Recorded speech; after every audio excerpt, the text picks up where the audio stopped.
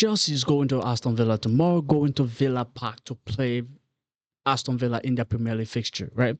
Now, after everything that happened in the last game, in the last 2 games, the last 3 games, the last 4 games, right? We have to start finding result, right? And we have to start shooting ourselves in the foot, in the behind, in the head, whatever way you want to call it. Basically, we have to stop killing ourselves. We enter into games that we should be winning and could win and have, played outplayed our opponent. At the end result, we'll switch off, we lose focus, and we basically hand them the game or hand them the draw, and they move away with point or move away with or go away with all 3 points. We are the cause of our own problem. And tomorrow we go into Villa Park. Please, Chelsea, don't ruin this. Don't ruin this. This is my preview for the Chelsea versus Aston Villa game, or the Aston Villa versus Chelsea game. Now, if you didn't know, based on what I've said, this is it right now. But before we get into everything, my prediction for the game, predicted lineup, all of that, don't forget to hit the like, hit the subscribe. Much appreciated. Thank you very much, ladies and gentlemen. Now let's get into it. If you watch, I didn't bring out a review of the Chelsea versus Arsenal game because after that game, right, like I was sick and tired. Not literally, bro. Like it's just like it's one of those things that you feel like you've had enough. Yeah, it's the same old thing over and over. There's nothing that seems like it's gonna change. There's nothing, by any means feel that's going to happen, right? Now, we're going into this game. To be honest with you, I was confident that Chelsea could have won the game. Now, as much as you and myself can come out here and speculate that, things could have been better for Chelsea, given if the referee didn't do what they did during the game, right? Because VAR and the referee, they also had their own shambolic performances, and there are numerous of opinions about it on the internet, right? Especially you go on X, you will see what people have to say about all of these things all of the things that happen in the game. Even some saying where football is going, the direction football is going, is making it difficult for them to even want to watch football. It's not entertaining no more. Now you have team that is basically kicking the ball on somebody just so they can get a corner. Their whole objective of the game is to get a corner. And then you also have to say, you understand. And the reason being is that if my best strength, my best way of getting a goal is to a corner, I want to get to a point wherein I can get a corner, because I know there's a chance that I might get a goal, that I might get one, I might get, maybe my second corner, and then I might get two, right? So I know that's my strength, but it's making football less, interesting for those of us that want to be entertained, right? But the Chelsea versus Arsenal game, right? Like I said, you and myself can speculate about everything that happened, but we also know Chelsea conceded 2 goals from set pieces, and set pieces in itself have been Chelsea's major weakness this entire season. Set pieces, disciplinary problem, right, has been Chelsea's problem, and then lack of focus. These 3 set pieces, discipline, and lack of focus have been Chelsea's 3 major problems. Now, maybe if you want to add a 4th one to it, you can say lack of a proper goal scorer, right, out there, because we have Cole Palmer that haven't really been available. He's been one of our, talisman up there in terms of goal. He haven't really been available for the majority of the season. João Pedro was not in good form from the beginning of the season. He just picked up some more of a decent form as of late. And then you have Delap that is nowhere near good form. You have Pedro Neto that you don't really depend on when it comes to goal. Now, he gave you goals here and there, but he's not that guy. Esteval, this is his debut season. He's adjusting. We see the talent, we see the potential, but we're not entirely getting what we would want from Esteval himself, right? But in terms of goal and assist, but we see what he can do. Jimmy Gittins is underwhelming.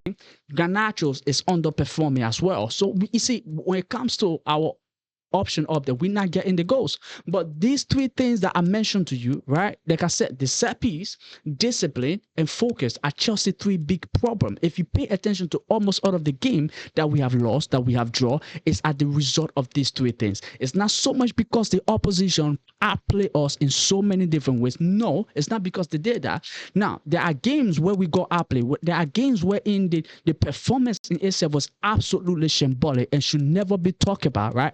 Especially in that Carabao game in the Champions League, the Carabao game in the Champions League, that should never be spoken about because the performance there were absolutely abysmal, right? But like I said, But most of the game we lost, it's not so much because that we've been outplayed. It's because we shoot ourselves in the leg by switching off, right? By not focusing when it comes to corner. And if you play football and you've been around the world of football, even if you didn't get to play football, you understand that focusing, right, doing corner key is very important. You cannot switch off. And the reason why is that because you have a lot of movement within a touch space. Because it's the movement in itself is not even within the entire 18-yard box. It's within the what's it called? The 16-yard or the 6-yard, whatever the little one is, right? The movement in itself is majority within there. There where all of that movement it happens. Now it happens within the 18-yard box. Now, if you pay attention to football recently, and with the way everybody is moving with set pieces, you see what I'm talking about, especially Arsenal. And Chelsea themselves switch off. The players themselves switch it off. It's not that we don't have players that with the height. It's not that we don't have players that can clear the ball. But everybody just switch off. Like you can see when we concede a goal, it's like everybody is looking at the next person. Like you should have been there, and the other one going like you should have been there. It's like nobody know what they're doing. Not could it be the coaching? To understand, yes. Could it be our lack of focus? I really do think it is our lack of focus. So we've been killing ourselves in this foot. And if you look at another reason I mentioned as the red card, disciplinary problem. Enzo Fernandez, being our assistant vice captain, is on 14 to 16 yellow card. That cannot be happening. And you look at the entire squad right now, we are on 9 red card for the season so far. 9.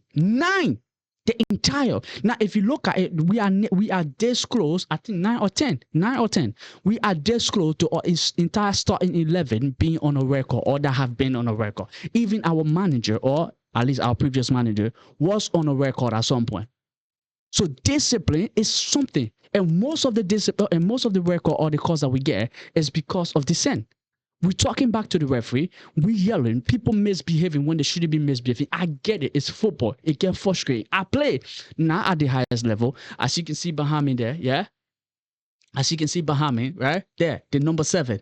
I play, right? I did play. I wasn't a winger, so I understand what it means that sometimes when decisions go against you, like you get frustrated. You want to get in the referee face and give him a piece of your mind. But then you also have to understand that your entire team it's also depending on you, because if you get a call that you shouldn't be getting, you're putting it on the back foot, especially if you're an important player. Because looking at Fofana getting a record against Burnley cost us the game. Now, we didn't get to win the game, and also basically cost us the Arsenal game because he's very important in our defense. Now we get to play Arsenal, the best team in the league, without one of our best players on the pitch. And then Pedro Neto also get a record in that exact same game. That, please, what are we doing? Yeah, can somebody explain this to me? What are we doing? And now we get to play Villa, one of the best team in the league. They are above us, and we still don't have one of our best players on the pitch. Now, Pedro Neto, I won't say it's like he's phenomenal out there, but he's been one of the people we can rely on so far. So far. Estevao is doubtful. Jimmy Gittins, doubtful. Garnacho is underwhelming, so we don't want to see Garnacho stop. But in this game, we're going to have to see Garnacho stop. And the reason being because Pedro Neto is not available, right? Now, much have been said. Let's get into my preview. My starting lineup. Sanchez have to be in goal. You know that, I know that he have to be in goal. We don't have anybody else we're going to turn to. Now, who else are going to go? Jorgensen? Nah. Sanchez is the one that is in goal. Now we heard that there was a manager that was hired to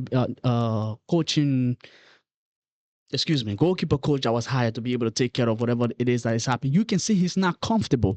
And I've been, saying good stuff about Sanchez lately. The fact that he's been one of our most consistent players. But lately, he's having, especially the last 2 games, whatever Liam Roseneur is asking him to do, he's not comfortable. We all know Sanchez being on the ball is the problem.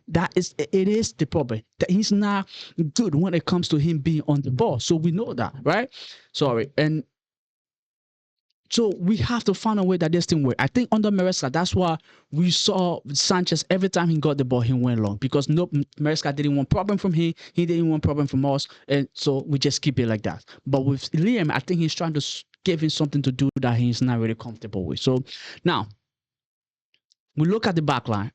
right? I think Fofana should be back. So I put Fofana back in this lineup, right? Back in this back line as well. So he and Chalba get to start again. Regimes get to be in that regime position, the right back. And then you also have Hato on the other hand. Now, against Arsenal, I say against Arsenal, right? He was okay. Now, I usually worried about him being on the ball, but against Arsenal, on the ball, he was fairly decent, right? And off the ball, well, he was also good as well. Now, got a yellow card, you could argue about, but it's all right. And then you come to the midfield. I genuinely think we should go with this. What's it called? This midfield right here. These two, right? They're Palma there, and then Ganacho, Esteva. But then we know Esteva is also a DAP, so we know Esteva may not be available. So that brings back what's his name? Santos. So that brings Santos back into this midfield. So now we have to go with Santos there, right? Then Fernandez in the 10 position. Palma takes the right side, and then Garnacho up that. And the reason why I'm going for something more tradition, even though Garnacho is a liability, I'm going for something more tradition, so at least we can see what happened. Now we also know Lavia is back, but we don't expect Lavia to start this game tomorrow. Now I expect him to get more minutes than he did in the game against Arsenal, but in this game where Santos get to start, and I think we should go with something like that. Garnacho playing in that position. Gittins is not available. Esteva is a down. Now, if Esteva is available, please put Esteva on the page, and Garnacho can rest, please. Yeah, Garnacho can rest, but basically that's what I will go with, and I think they should be able to help us get the win. We are basically struggling right now. We're struggling not just from injuries, we're also struggling from record problems, right? So it's like we have players that are not available to us because of injury, and then we also killing ourselves by also getting yellow records and bunch of them, right? It's not helping anybody. There have to be somewhat of a disciplinary measure that is implemented at Cobham, right, to make sure that these players are not going rogue when it comes to them being in a game. That if you get unnecessary record, now if you get in a record, that simply means it's in the 90 minutes we about to lose. It's the dying minute of the game, and your only option is to smash that guy that is ahead of you with the ball, and he could potentially score. Now, in that area, kill him. You have my full permission, and whatever fine they gave you, listen, I will pay for you. Yeah, call me. I'm broke. I'm broker than broke, but I will pay for you. Yeah, listen, we will write it up, the entire Chelsea community, and pay for you. But other than that, please hold it together. In terms of prediction, I'm gonna go Villa 1, Chelsea 2, right? Chelsea to win this game. We're going away. Now I don't expect it to be easy. Now Villa's been pretty good this season, right? I know they played their last game, didn't win. So they coming into this game with everything. Plus they are home as well at Villa Park. So the fans gonna be behind them. They're gonna be seeking a win. They want to come back. They want to secure their spot in the top 4, top 3, whatever way you want to call it. So they're gonna be doing what they need to do as well. We ourselves, like I said, we want top 4. So we're competing with them, Man United, and Liverpool as well. Now everybody that I just mentioned is above us. So we'll see what happened right in that game, but hopefully we can come up with a win. We need something to be able to grab onto, right? At least heading into that PSG game. We cannot enter into that PSG game without a win, without anything. We need something to hold on to. Let me know your thoughts down below. What do you agree with? What you don't agree with? Thank you very much, ladies and gentlemen. Much appreciated. Thank you. Don't forget to hit the like, hit the subscribe. See you in the next video.